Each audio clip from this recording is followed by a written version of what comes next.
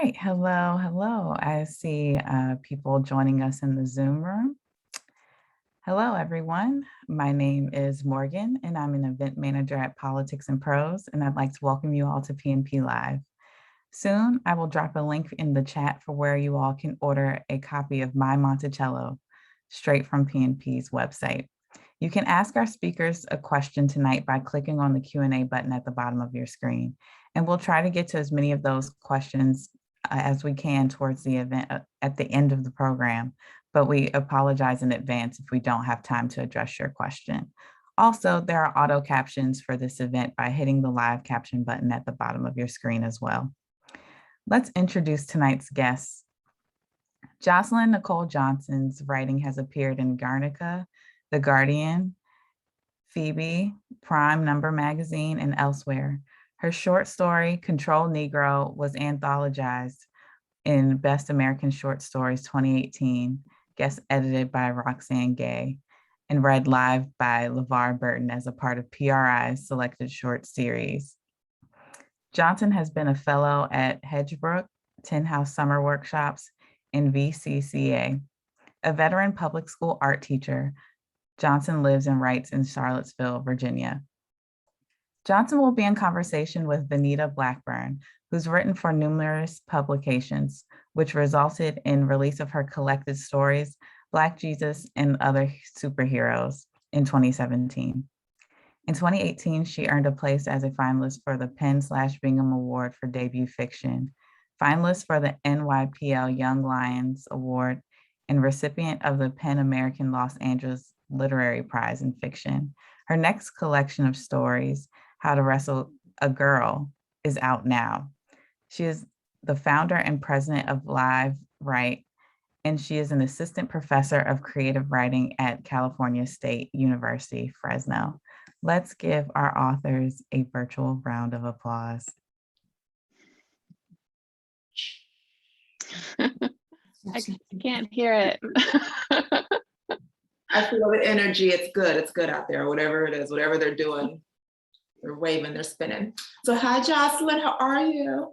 Hi, Venita. I'm good. How are you doing tonight? Thank you. I like your background. I'm well. And thank you. I love my wreaths and my plant baby. I'm actually coordinating with them a little more than usual today. There we go. I know you planned that. It's beautiful. Did not, but I love the fall. It's my favorite season. So some people have, a lot of issues depending on the season. Like spring is my worst season because of so much stuff that has happened to me during that era or kind of time period. I mean, it's life, it's just normal living and losses and whatever happens, but they sort of compounded in the spring. The fall, however, was always fresh, new beginnings. The summer is not, yeah, so I'm just like into it. I'm gonna celebrate it. But I wanna celebrate what you have done with My Monticello, Jocelyn, so we're gonna talk about it. But I mean, I want to talk about a lot of stuff. So I don't know you all that well outside of the text, outside of the work.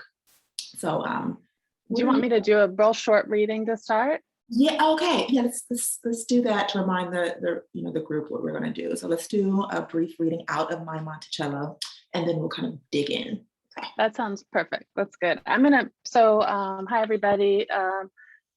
This is my debut fiction, My Monticello. It's a collection of 5 short stories and a novella for which the whole collection's named. And I'm gonna read from one of the short stories I haven't read from called The King of Zandria that I haven't read from in a little while. I'm just gonna read from the beginning, so you don't really need to know too much, except for that it's a story of a father who's immigrated to the United States from Nigeria with his children, and he's kind of found himself adrift. And he's in Alexandria, Virginia, and the story is called the King of Zandria because his son is named Alex, so he kind of pulls that away from the name of the place. The King of Zandria. Mr. Atta thinks of this exiled place as Zandria because Alex is the name of his only son, his last best hope. The boy is 13, still in junior middle, but Mr. Atta has a daughter as well. Justina works double shifts at the paper store, leaving their flat in drab trousers and polished loafers as if she were a man. Whenever Mr. Atta sees her, a hummingbird quivers in his throat. His baby girl mired in that lowly job, and yet her job has grown superior to his because Mr. Atta has lost his, although he must not let his children know. Back home outside of Lagos, before his wife was torn from this earth, when Justina still covered her hair in bright fabric and Alex donned his school uniform, Mr. Atta was patriarch then.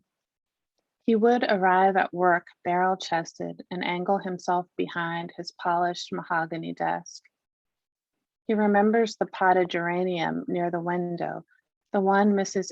Ibe would water before bringing his tea. Mr. Atta mourns all of it, the squeak of the window fan even, his oscillating view of lagoon. Now he and his children are stranded here in Zandria, here in this new and baffling place. Justina has grown petulant and fat as a steer. Whenever he surveys her, Mr. Atta feels weak beneath her gaze. But there is still Alex, his son. Alex shot up this summer, and Mr. Atta cannot help but admire his son's fine new lankness.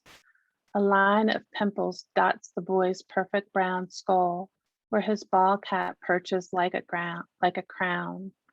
Snapback, Poppy, Alex corrects, not ball cap, snapback. The boy's lilting accent is fast fading, his new stories peppered with adages that Mr. Atta cannot decipher. So if Alex can manage to shine here, then perhaps Mr. Atta can reclaim some thread of dignity and become the man he once imagined himself to be. Now Alex attends W.E. Du Bois Middle, a school situated in a flock of trees not far from the highway. Today, Mr. Atta stands in the office, still waiting to be seen. The secretary eyes him, perhaps because he's twice refused the low chair pushed into a corner. Instead, he paces, pausing to study the framed faces of former principals, men captured in stark photographs with placards underneath, deciphering the sequential date of their tenures. Mr. Atta brings his hand to his chin and peers at the current principal's door. The office is a harried place, and soon yet another American mother strolls into it, one of those haughty working types who wears her authority like a badge. The pink-faced secretary chirps welcome, hands over her ledger without delay. The woman kisses her boy's sand-colored hair, and Mr. Atta realizes he has halted in order to stare at this mother and child, the solemn union, a frantic, dry fluttering alive in his throat. Mr. Atta? The current principal must have opened the office door silently while his guard was down, because now she stands framed within it. All those old bordered men, but the current principal is a woman, Miss Vasquez, whose surname breaks high in his throat like a bird call. Too skinny, that's what he always notices first. Someone ought to cook and feed her thick and hearty stews. She wears a suit, a skirted one, along with narrow-heeled shoes. Her face glows a bright tan color and her hair is suitably long. Today she wears it in a spiraled bun like a conch shell. Come in, sit, please. He knows she will not close her door because of what occurred last time he was here. Last time they'd met along with some pale ponytail teacher, a young woman who'd claimed a grand concern for his son. But when they'd finally gotten to the substance of the matter, the raw pink meat of it, there may have been raised voices. Miss Vasquez might have accused him of acting irrationally, or was it rashly? At some point, she threatened to call the authorities, eyeing him that day as if he were not a man, but rather a wild boar in the bush. If he'd shouted before, if by chance his fists had pummeled themselves into a stray bit of shelving, it was only because no one had understood what he'd been trying to say. I'm just going to stop there. All right, excellent. I love that we started with this use of the body and these descriptions of the body and how and the displacement and sort of the nature of being misjudged, misunderstood, and also applied, all of this sort of the gauze of prejudice that gets applied to the body, to the physical body, and how you say it gets to the meat of the thing, the rawness within it. I think that's exactly what we're trying to do, and exactly what My Monticello does in the long run. But okay, this was great. I have to, and I told you before, I talk about like writerly stuff, like, content is great. I love it. I love that we're in realist, dealing with the complex nature of racism in America and all this. But I like to talk about structure. I like to talk about point of view and things like that. And the book is structured in this really interesting way where we have the smaller pieces and the larger kind of novella that is the sort of the anchor for the whole book. So how did you come to that design? What was the beginning, the ending process there? Sure. So for a long time, I was just writing stories. This was actually the first story I'd written, The King of Zandria in the collection. When I wrote the story, Control Negro, which was the second story I'd written that's when I realized something about that story became this gravity where I thought, I'm writing about these characters in Virginia. Virginia is this kind of commonality that's going to be kind of this character beneath the characters, and there's going to be this relationship to this idea of how do we access home and how do we relate to home. And so I started collecting stories, writing new stories, deciding out of the older stories which ones might fit. The novella came last, so that was kind of the collection didn't get designed around the novella, but rather because I was thinking about home, because I was thinking about Virginia, how history might work, how we relate to it. When I was inspired to start thinking about the novella, all those things got pulled into it. And so I do think it is the anchor. I think you're right to say that. I think that it encompasses these strands from all the other stories, even though they're really different, especially in their voice and their form.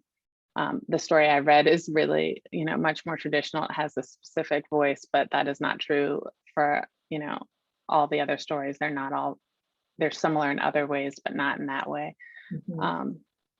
And then it was the question of, does this all work together? And I love short stories. I love collections. I love just the idea of a collection. I think of writing for me often is collecting memories, ideas, things that I'm noticing, and then finding a way to incorporate them into this thing that represents a time in my life or a time in the world. And so I was really excited that we were able to form it that way and that it's gone out to the world that way. All right, that's awesome. Now, how long did it take from the first couple of stories all the way up to the end of the? I would say it's about a 5-year period. That I think that story that was the outlier, The King of Zandria, and then the middle stories kind of came more quickly in between, and then I spent a good while on the novella, which actually started as a much shorter long short story, and then just kept. Funny how that happens. They just spiral out. But you have to let them breathe, let them become what they need to be. And I think, yeah, that was a really natural process. 5 years is not that bad. So that's a pretty condensed, pretty reasonable amount of time for a whole book. So good job. Thank you. Yeah, and I love that you're talking about the unconventional nature of some of the stories, and I'm really into that. So, like, since you've seen my book, I get a little bit, loose with the design, but I love that. So for one of my favorites right now is Buying a House Ahead of the Apocalypse. It's partly because I'm currently trying to buy a house, and I feel like we are probably in an apocalypse. I feel like I'm deep in the story already, but the way it's sort of laid out was really cool with the kind of instructions and the bullet points. So you want to talk about that kind of choice? Was it sort of afterthought, or was it the beginning? How did it work for you? So the I think fourth story in the collection is Buying a House Ahead of the Apocalypse, which I wrote. It was the second to last thing I wrote. It's a story in the form of a to-do list, and I am hands down the queen of the to-do list. It's silly. Like I have calendar, and but then it's not enough. I have every day written out, and then I have to have like a folded piece of paper to write it out. It's a little OCD. And then I write out another list because it becomes too unwieldy. And then there's like Post-its on the list of things. And one thing I really love about lists and that I get really excited about is, for me, my lists contain these really mundane things. I think someone in college saw a list and it was like, brush teeth. They're like, why do you have that on? Like, why do you even have it on the list? But then I also have these really lofty things. Like I have this way that I'm like, be a more decent person. Like try to figure out how to not, have such a huge carbon footprint. Like they're all on the same piece of paper, and it's this way of trying to contain this what's boundless and what's in just kind of this human thing. And then I have doodles on there and everything because I'm, a drawer. So that story did start as kind of these bullet points or these just little sentences of this single mother who is about to reach a big birthday, and she is aspiring to have her own house for the first time in her life.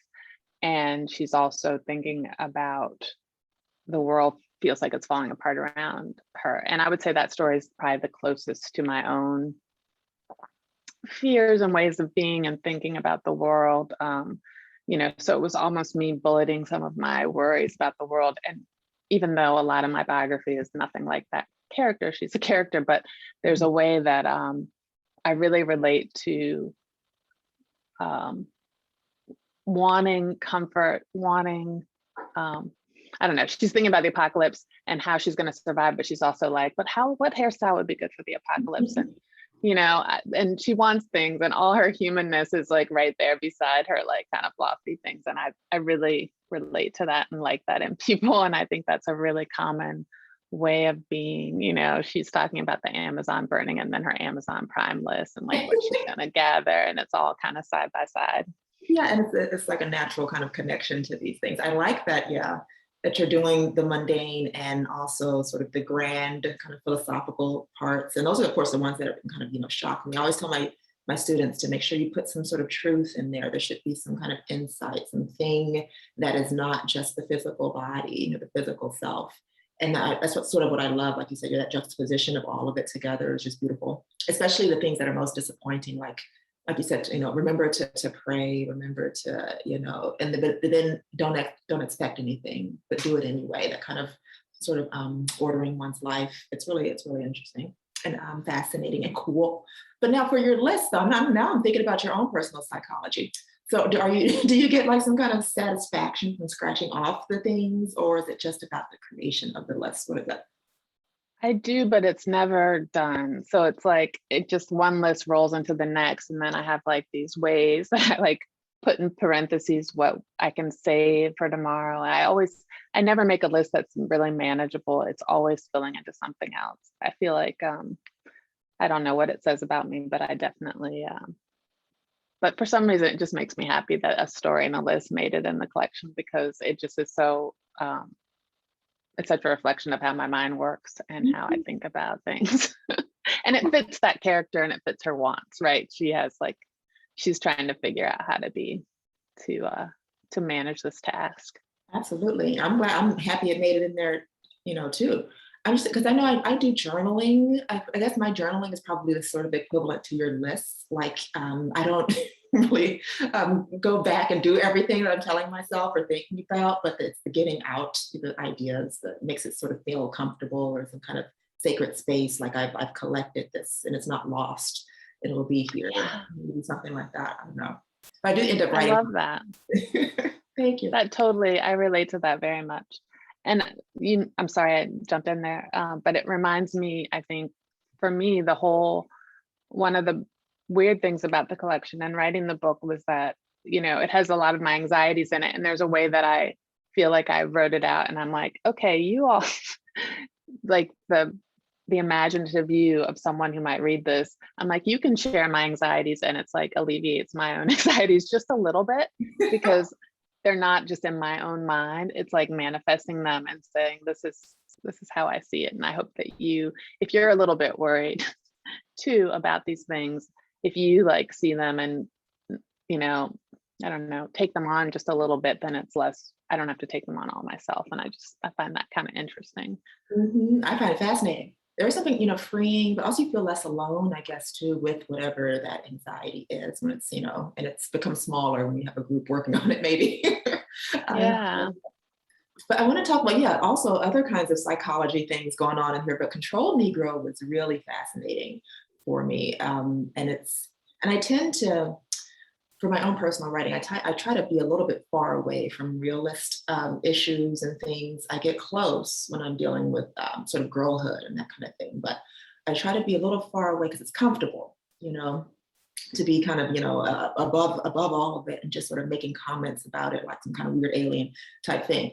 But Control Negro goes deep right into the mind of, you know, someone that's dealing with, you know, racism in America, this highly irrational, you know, psychosis, literally, kind of, you know, that we've been dealing with for centuries and it's sort of born with, right? If we're being honest about it, it's just it's interwoven into the DNA of the nation, and we're trying to understand it. And this character, he is trying to understand it, but I felt like he sort of had a kind of a narcissist personality disorder. I don't know, and that was coupled with this irrational kind of, you know, the beast of racism that he's trying to sort of wrangle in. And then watching that unfold was really, really fascinating. So, what was your genesis for that kind of perspective? Was it a real person? No, it was not a real person. So in the story, the opening story for the collection, you know, this is the story of Cornelius Adams, this Black professor who's basically writing a confessional letter to his son, a young man that doesn't even know that he's his real father. He has a mom, he's with his mom and his stepfather, believes his stepfather is his real father. And Cornelius is basically telling his life story to his son and trying to explain why he's been basically watching him grow up and manipulating the conditions of his growing up through the mother to try to compare him to what he calls ACMs, which are average American Caucasian males, to see if this boy is so, I think he says, if he's so kind of outstanding and blameless that the privilege of whiteness could be bestowed on him too. Or you could put it, the American promise, he could partake in it, that he could have safety, that he could have grace, that he could have, you know, success in a specific kind of way. And spoiler alert, it doesn't go all that well. The father is definitely it's so different than I am. I'm a parent. It's a character that I don't, it is not based on a real person. And I don't know how I came up with someone so obscene, but I think in the face of thinking about race and the crazy making, the way that it can be crazy making to negotiate racism, is where I came up with this idea of someone who their way of doing it is harmful too. It's a harm to negotiate it, and they become part of that harm, which I think is can be true for Black and white people. Just the dealing with something so I don't know how to say it other than crazy making, because just negotiating it. So yeah, so I think that piece also, in a really strange way, I think there's a way that being a parent and thinking, how will I keep my son safe? The idea of trying to tell your child to do this and that to be safe feels really obscene to me too. And so in this, I take it to an extreme where you have this character who's really not, you know, caring for a son the way a good parent would, but there's a way that he wants his son to be safe too. So it relates to this reality of parent. I hope it relates for some people to this reality of parenthood. So that was another thing I was thinking about. Oh, all that's really interesting. But for me, I was reading it more as the father trying to create safety for himself through this idea that he can construct another version of himself in this very, very dangerous, sort of obscene and irrational world that will be, safe. Like you can figure it out. Like there's a way to sort of, break the rules of oppression within the structure of oppression, which is impossible, right? But then that's also just a tool of the system itself that's trying to sort of, also, like you said, the crazy making part of it is to make you think that it's not a problem and the problem was within you or something like that. And which is also, and then you start to, internalize that and say, okay, let me see how much I can change and how much I can, change all of the ways around me. But that is also just a lie. It's part of the grand lie, the thing that, the insanity of it all. It's all so fascinating. Loved it. So that was. I think what you said was really makes so much sense to me. And I think there's a way in the story, the father is trying to, it's about him. There is a narcissism in him. He's thinking about him. He's thinking about his own trauma. He's thinking about like the event in his childhood that was violent and was really traumatic for him and trying to be freed from that. So there's this, he's making this case to his son, but there's a lot of, that's a lot about him. Mm-hmm. Yeah, trying to work through that trauma by creating more trauma in this other people. So weird, so fascinating, such lucky, like I said, brilliant. But now I want to think, and that makes me think about sort of this past year, just to kind of go off the book for a little bit. So what have you been up to in terms of your writing based on how we've been trying to reconcile race in America right now with all of the past 2 years? How has that sort of influenced some of your later work or anything in the book? Maybe I'm thinking the book was written before this, but what are you thinking? The book I finished I finished editing. Well, I sold it in the spring of 2020. So, unfortunately, I haven't had a ton of new writing, except for there's one story that I wrote new that kind of, I think, sort of went more to the environmental. There's a strand of thinking about the environment and a story that certainly pulls race into it, but it's more about how we relate to the natural world that I wrote. And I think I've had to take a little bit of a break from, especially after writing the novella, and then I was still editing the novella, which goes so into those questions and just being so in that space. I think there was a way that I was like, all right, I'm going to take a tiny little break from thinking about this and so directly, at least. So I haven't been doing that so much, I would say. I support that. So you've been doing some kind of healing and branching out. Yes, I love it. So I took up roller skating for I used to do it. Yeah, I used to do it as a kid. And then I was like, everybody's reaching back for safe places, right? So that was mine. So what other kind of things did you start doing? Oh, that's so funny. Yeah, there's this weird kind of nostalgia for childhood in a strange way, or for things from childhood, at least I'm noticing around me. I wish I had a good answer for it. I did not bake. I did not cook. What did I do? I got a puppy, which was, okay. I was flim-flammed. Into getting a pandemic puppy by my child. It was like, I need a sibling, a puppy sibling. So I walked the dog a lot around. I got an electric bike and I bike around. That feels very childhood-like. Totally. So it's a mobile bike? Okay, good. All right.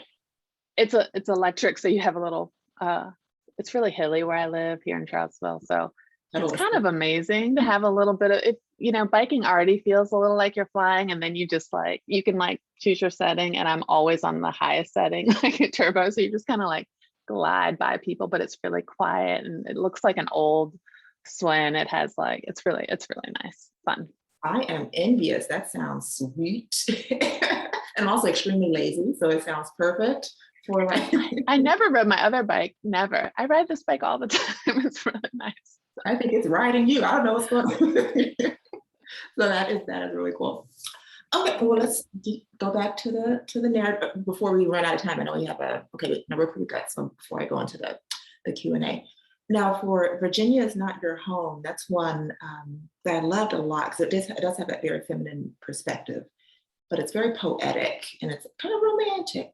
And it does this thing with stories that I love, when you do a whole lifetime, kind of like the breath of full existence in really small places. So I know I do a lot of flash fiction that aims to sort of, capture as much as possible in really limited scope of words.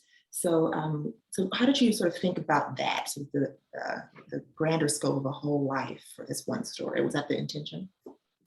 I started it. I'm always fascinated by people who change their name. I've known a lot of people who are just like, now call me Rusty or something. I'm like, okay. I think it's a particular kind of mindset to want to be transformed. And I feel it, I know I can see what, but I've never been like, okay, now call me. Although I did put my middle name on my book. At any rate, so I started with that voice, but it very quickly became apparent that it was going to be her whole life, because the story we talked about, point of view and voice, it's in a you voice, and it's almost like someone telling themselves the story of their life, kind of warning themselves, admonishing themselves, and the story is of someone who really wants to transform, be different, be from somewhere different. She's like this character who's born in Virginia. She's really fascinated with French. She wants to she ends up marrying a French man, and she just wants to live somewhere else and be somewhere else and embody something else. And ultimately everything keeps, pulling her back to Virginia. Everything keeps kind of pointing her back to where she was born. And so, yeah, I really wanted it to feel like, one of the nicest things someone said to me about that story is like, by the end, I think the character realized, she's like, no, there's still time. And as a character, as a person who's been alive for a while, that feeling of wanting to it feels like it goes so fast. I think as you get older, the time moves really quickly, and there's a way that a story can push that. And I too really love compression. I feel like when I started writing, microfiction was, at least in my sights, it was something that I got interested in. And I took, in high school, I went to a young writers workshop that I took a microfiction class, and we wrote these page long stories.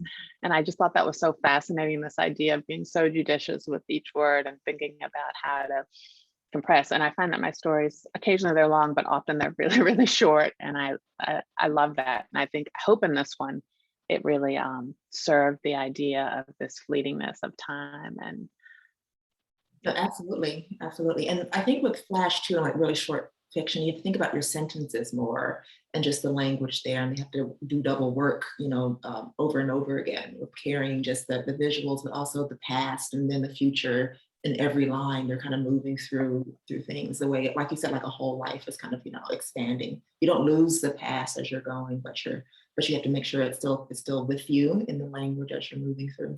I love it. All right, cool. All right, let's do My Monticello, the big one. It's also really terrifying. I feel like this is a really scary story, but I don't know if that was part of the intention. It felt like horror to me. It is, a dystopian kind of apocalyptic kind of thing, speculative. What will the world look like under these circumstances for a particular group of people? But how did you come to that kind of genre design? These cross genre design in there. For the tone. I'm sorry, go finish your question. I didn't mean to jump on you. No, jump in. I love that you say that, because I love zombie movies. And so I think there's one way you can think of that story where it's the white supremacists are zombies at the gate, they're kind of coming up, and it's not that is not the story, but there's a slight feeling of that in my mind, or there's something I like about that. I also love zombie movies because it's always about what it means to be human and what it means to be a person. And there's always that contrast. And I think that the story also has that to it for me. So the story, My Monticello, the novella, is set in Charlottesville. It very much for me was a reaction to August 12th here, 2017, where we had the Unite the Right rally that ended up resulted in someone being killed. This car running into a crowd of counter protesters. And just aside from that, just a lot of mayhem and just terrible visual scenes. Charlottesville is such a small place, so it's not quite the same as if you live in a huge city and somewhere there's people protesting. It felt very close. And I live really, really close to downtown. And so there was this feeling of almost being like under siege in your own home, because my kid was like 8 at the time. So I remember we were supposed to go to like he was supposed to go to like a music lesson across the way, but then there were cars that were like, there was a chase with police and there was a helicopter overhead, and the university the night before there'd been people who, anyway, all this bad stuff had happened. So there is this sense of horror, right? There's this sense of like being under siege. That was my experience of being in that time. And I think the story was me kind of repurposing, recontextualizing, and slightly taking power out of those things which were really upsetting and uncomfortable, and trying to, like, we talked about collecting details. So collecting all these things and sometimes using them as they were, but sometimes repurposing them. For example, we had a helicopter that was just surveilling, like a police helicopter, and it crashed, and just crashed, not because of, it just crashed because helicopters sometimes crash. The person lost control. So 2 people died there. So that's where the idea that the planes fell from the sky in this apocalyptic time of unraveling came from. I don't know, I just tried to use all these little details, and some of them really like lovely details from just my community, from the street where I live. I just tried to fold in all these things side by side to kind of create this really specific time and place where this group of neighbors end up fleeing First Street and going up to Thomas Jefferson's plantation home to kind of seek refuge. They kind of flee town and they end up at Monticello with the protagonist, Asia Love, who has been an intern there. She's a UVA student. She's with her grandmother, and she is a descendant of Thomas Jefferson and Sally Hemings. So it's such a cool premise, like, right? Like the apocalypse. What happens when you have a descendant of Thomas Jefferson, take over Monticello and at the end of times? Like, what does that look like? Like, yes, I wanna read that particular story. But that's cool. I love that you love zombie movies. Like, I think it is one of my favorite genres, just horror in general. And I do feel like a lot of Black Americans are have that. I don't know if I was probably a little weird, but it might not be that weird in terms of the way I grew up. Like, I grew up watching horror movies with my mom, like Sunday morning. It was like a thing. And on Sunday morning with your mom? Okay, I was with you until you said Sunday morning with your mom. We did go to church. We did go to church. I think I do it now on Sundays, but but yeah, it was like a common sort of thing in my family. Like, this is comfortable for us. It's familiar. These kind of metaphors for humanity. And I think the zombie sort of whatever subgenre works a lot because it makes us think about the inhumanity of being human. The things that we claim we're not when we're civilized, when we're good, or if we follow the rules that some arbitrary man probably made up. So if we do all of these things, we will not be the monster, but the monster is always, within us, can come out. It's always there. It always, yeah. I love that. Well, I have a brother that's older than me, and he would watch all the like just schlocky, like Jason, Friday the 13th and Freddy, and I just always would be like peeking around or going. I just was really into it growing up. So but I think also there's a horror to like being in a country where you're not fully realized. Like, there's something about that can be expressed in horror.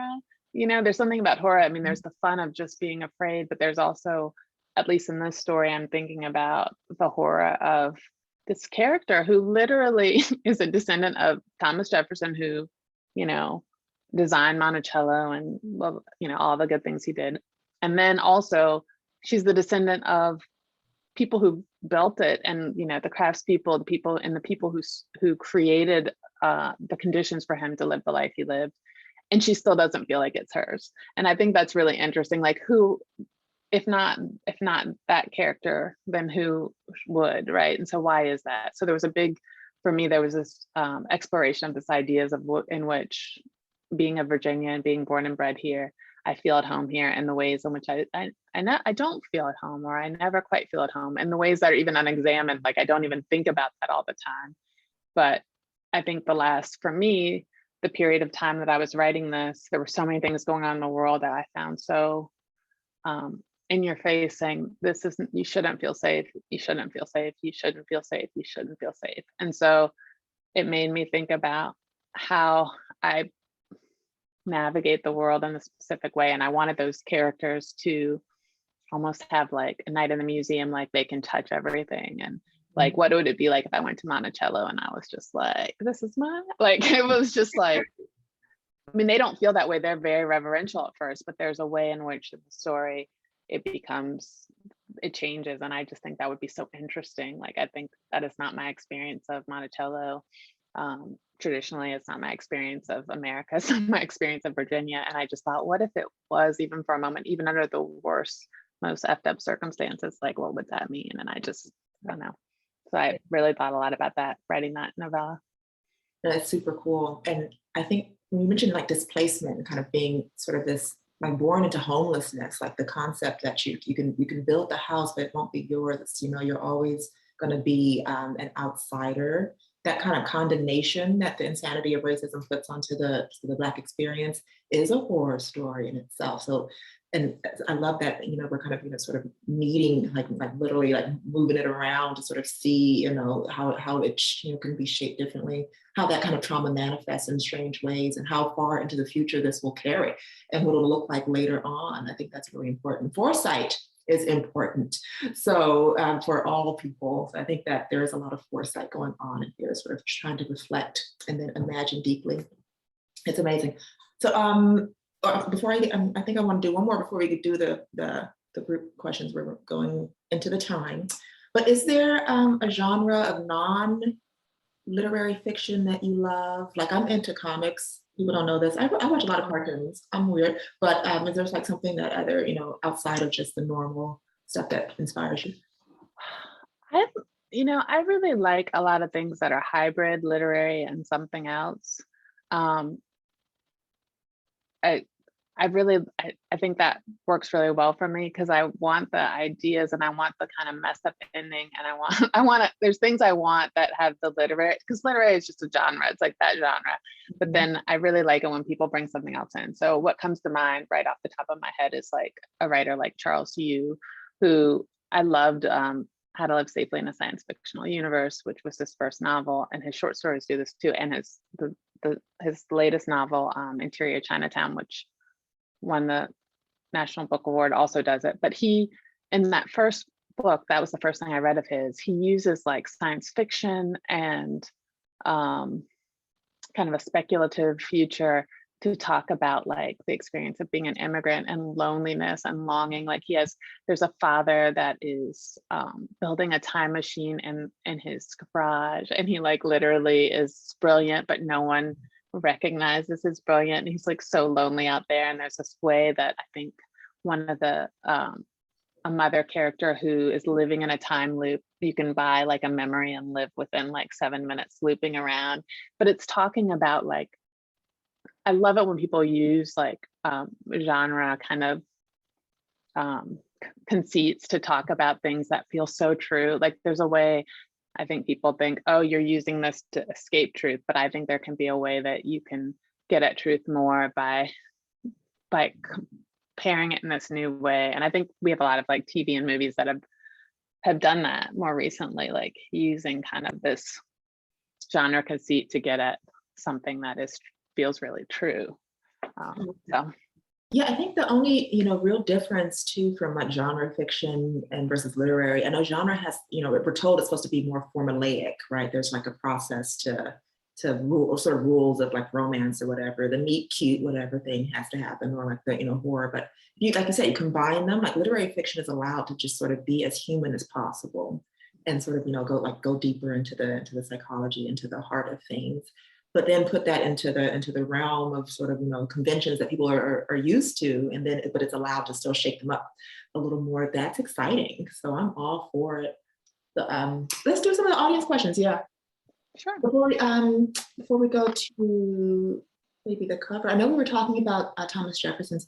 So one anonymous attendee wants to know if any of the descendants have acknowledged your book or anything like that. Has that happened yet?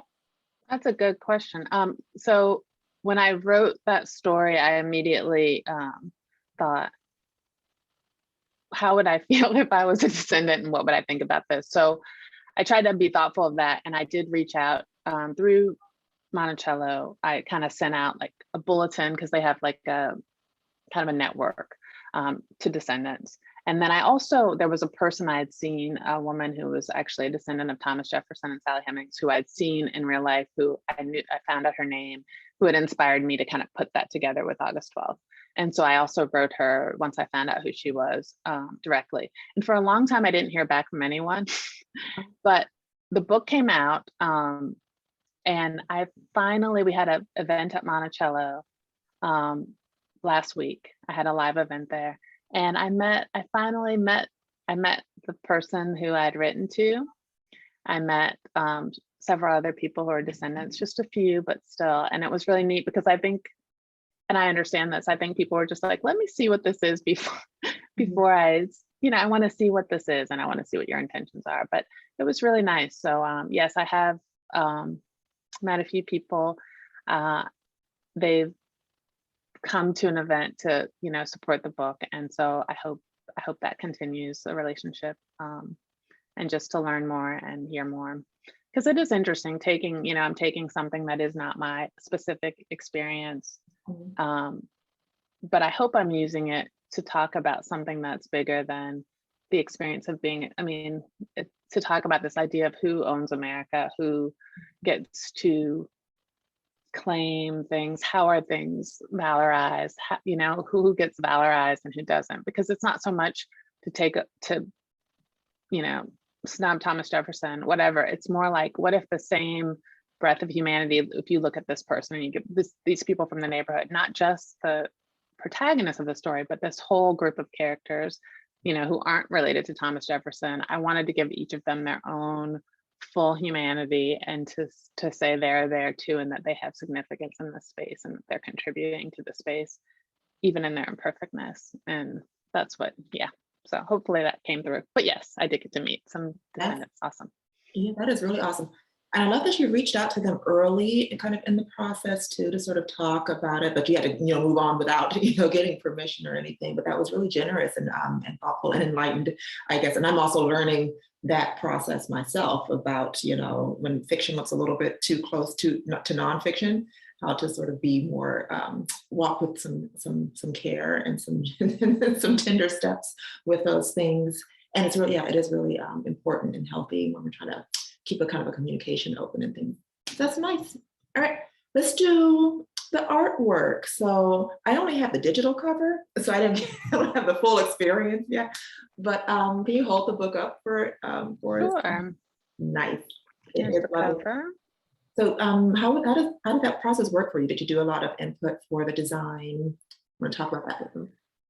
So yeah, because I was an art teacher, I was like, please let me be part of this. I really want to be part of this. And Holt was really kind, and they took my mini list. As I said before, I'm a list maker. I had like pictures and images, and they thought of, they took that under consideration. But really the people at Holt came up with the basic idea. They really love that idea of using the space of Monticello. But then there were a lot of I did have a lot of input kind of on the smaller details. So there were some things about it that we changed. For example, the "my" was my idea to change the font so that it's almost like, someone's handwriting, this idea of emphasizing that, which was a really big idea of the book, of that idea of ownership, of that idea of, to me, it's like the fantasy of being American, where you can fully claim it. So this is a person claiming it, but there's also something vulnerable about the way that it's written there. And we used to have, the sky was a slightly different color. One fun thing we were thinking about is the book, that story has this apocalyptic, like there's fires and there's all these things. And so I wanted it to be like kind of beautiful. But then if you think about it more closely, it's like almost like the sky's on fire too. So there's this way that you can read it either way. It's like sunset, but there's also this kind of hazy feeling. There used to be all this splotchy, kind of black, almost like zombie, like when you take blood and like that. But we decided to pull back on that a little bit also, so that one big thing that I really thought was important, and so did Holt, was that when you looked at it, you wouldn't think, oh, this is historical fiction about Thomas Jefferson, or this is like a romance set in Monticello. Like I wanted something on there that let you know that it was not going to be that. So how do you cue that with an image? How do you kind of let the reader know, have some idea of what they're in for, but also keep the mystery of it? So that was some of the goals. But I had a little bit of input, but the people, the art team at Holt did a really nice job, I thought, on the cover. I like that. I do like the idea of pulling back on the, the splotches. That would, yeah, signal something a little bit more kind of, I guess, like overtly kind of horrific or something that's not the tone, I think, for the finished book. That's really good. And it is weird how just font will change what people will interpret. Like we can spot sci-fi right away, right? That kind of neon sort of digital kind of font they use all the time. So so that is kind of an interesting kind of way to break that down for the audience on how we make those choices. Now, Nancy, she writes that she knows you to be a warm and caring person. And I know that too now that we've had all this time, all 51 minutes of it together. So how is it to write characters that are so different outside of yourself? I know I use like a lot of combinations of real people and then my own imagination to sort of shape characters on the page. So what is your entry point to these sort of, you know, highly contrasting sort of personalities that you do? Yeah, so yeah, I'm not, you know, I was an elementary school art teacher for many years. So I'm like literally like the, you know, I always say I had a chime and we'd all take a breath and then we'd like have the India ink with like, you know, just like all the things like the 70s art teacher. That's what I was going for.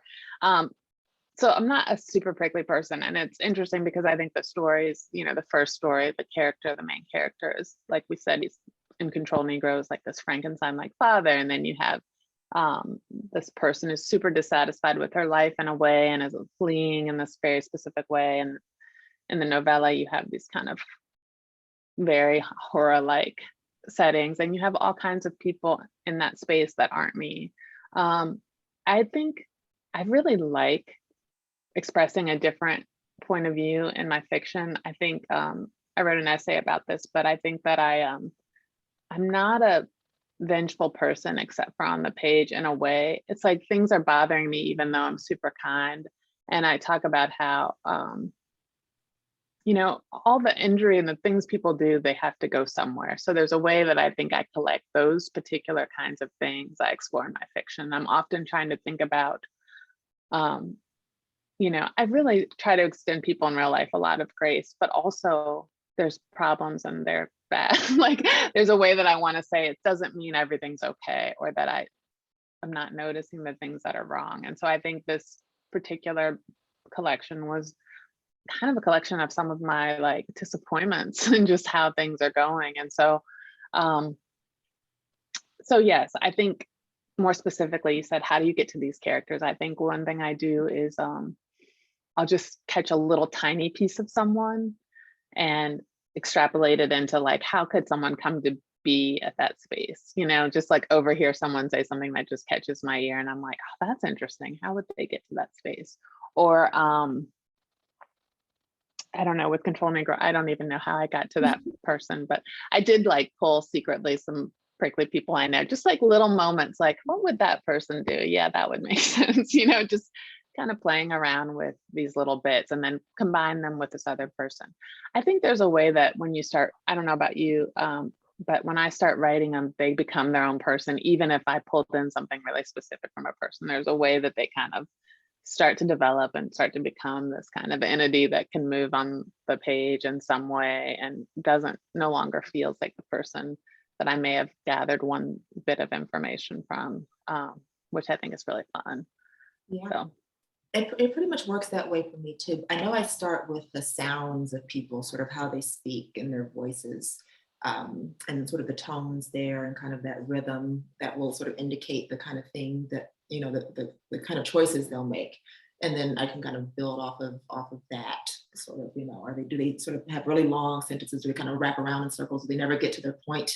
Or are they really brief? Or do they have like this kind of childlike nature to their speech, even if they're grown, you know, fully grown adults and things like that. So all of that becomes like this little puzzle piece before they even have like, you know, eyebrows or anything. They're just They're just I these. love that. I love that. The voice is huge. Totally. And it'll carry a lot of weight too. Even if you don't even know what your plot is, you don't know what's going on, nothing, people have not moved at all in the room, but if you can have a really interesting kind of sound and kind of, fun something there, it'll really bring people in, at least for me as a reader. But I think we're getting near the end. I don't want to wear people out. We're at the sort of 5 minutes to closing mark. Do you have any questions? We talked about the art teacher comments. Sounds good. Is there anything that you want to let people know or kind of sort of wrap up with? Just thanks so much for coming out, everybody. I really appreciate it. And thank you so much, Venita, for your questions. I love talking about form and all that. So I like your entry points a lot. So I really appreciate that. You're welcome. I appreciate chatting. I like talking about that stuff too. So I'm glad you invited me to participate. This was fun. But yeah, Morgan, want to take over? Hi, Morgan.